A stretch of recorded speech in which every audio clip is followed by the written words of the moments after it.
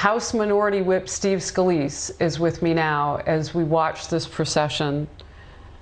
Congressman, you're with me? Yes, Harris, good morning. How are you? Good morning. You know, this is meant to be a celebration of the life of John Lewis, and you knew him. You and I were born a week apart in 1965, and this hadn't happened yet, but it would be months later. And you were born in the South, as I was as well. And I want to get from you today what the journey was like to take it with John Lewis for years in Congress after this crossing. What difference did he make? What an unbelievable difference he made, and what an honor it was for me to be able to serve with him and to get to know John Lewis. He was a legend. He was a giant of the civil rights movement, and you knew that when you walked into the Capitol for the first time and you look at some of the people that you get to serve with. And yet John was incredibly approachable. John was such a warm person, and he really did believe in sharing that history. He invited members on a regular basis to go to Selma with him.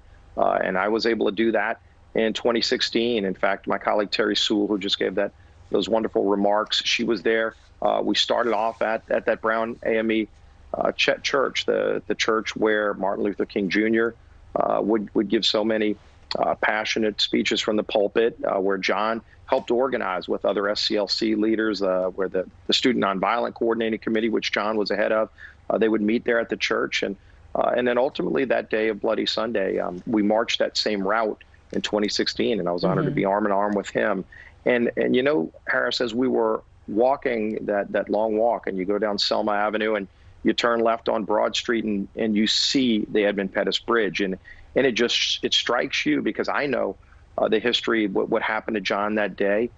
He was brutally beaten crossing that bridge, but he knew what was ahead of him, and yet he knew that he had to blaze that trail so that others could blaze bigger trails. And as we started down that road and you're looking at the bridge and I'm arm in arm with John, he starts pointing out landmarks. And he said, you know, that's where this group used to meet, and that's where they started organizing against us. And, you know, he remembered that history as if it was yesterday. And I know it had to be a very emotional history for him to relive, yet he relived it because he wanted others to know that history as well. And just seeing that history and understanding how far we've come and how far we still want to go as a nation. We've gotten so many of those miles because of great giants like John Lewis. You know, I'm curious. I mentioned that year of 1965, and it was part of that journey, those years, if you will, that were so critical for America. And it wasn't just about people of color, African Americans. It was about freedoms for everybody as we move forth as a nation. And arguably, you and I might not be together today, yet we were born about the same time. And the differences that have happened in the country between then and now, we're not in the same place. And, you know, as we look today and they get ready to take this journey with John Lewis and a caisson across that bridge, we just can look and forecast a little bit of the future, I would imagine. You knew him. He was ill for a while with pancreatic cancer. Did you have a chance to talk with him, Representative, about what he saw for our future? I got to talk to him about a number of things. And in fact, you know, John was battling cancer these last few months, and he wasn't able to come to the Capitol every single day, but every now and then he would come, and you know, we all smiled when we saw John, because he was one of those people where, as significant as he was in history, he never acted like that. He had an incredible humility, but he also had an incredible warmth. And he didn't come to the podium to speak all the time, but when he did, everybody would just stop, because you knew that you were listening to somebody who spoke with a larger than life voice, and had walked those miles to earn that respect. And he didn't carry it as if he was better than anyone else. He just wanted other people to share what he had, and to understand what he had been through in a way that would help us all want to get to that same place. And so it was just always a treat to be able to talk to John, and to go and, you know, and just look him in the eye and get that warm smile back from him. Yeah, you know, we're navigating a tough time right now.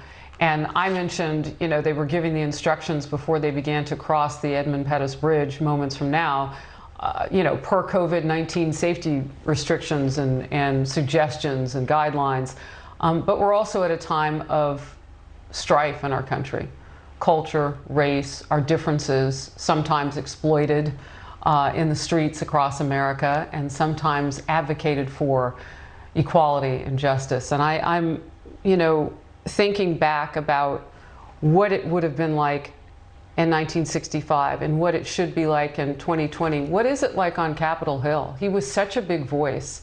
And, you know, with him now gone, we just flashed up on the screen that he was the last surviving member of the March on Washington as a speaker in 1963. What did you take away, and what will you remember as you go forth? Because now it's left to everybody else at this civil rights struggle moment. It sort of feels like that right now in America for some. Yes, it is. And, you know, and you and I, as you say, we're both born in 1965. Our country was a very different place back then. The South was. And we've come such a long way because of people like John Lewis. He was one of the Big Six, like you said, one of the organizers of the March on Washington. They were really marching at that time to get the Voting Rights Act passed. And of course, it was Bloody Sunday that was that pivotal moment, really, that many people point to, that say really turned the corner for our country to finally get that significant landmark passed into law. John was one of the original people that pushed for it with Martin Luther King Jr. and the Big Six, as the group was known. He was there at the White House and was honored by President Kennedy and ultimately President Johnson, who worked with him on other achievements. But he never stopped fighting. But he did believe in that nonviolent mantra that Martin Luther King Jr. always talked about as well. That, you know, you always keep fighting for what you believe in. You keep pushing. And John, you know, John just had that friendly way about him. But we all know he had been through some very brutal times, personal brutal beatings himself. And yet he never lost focus of the prize. He always talked about the prize, continuing to fight for a more perfect union. And we are a more perfect union because of John Lewis. Minority Whip Steve Scalise, appreciate your time and your perspective and your memories and your focus for the future today. Thank you.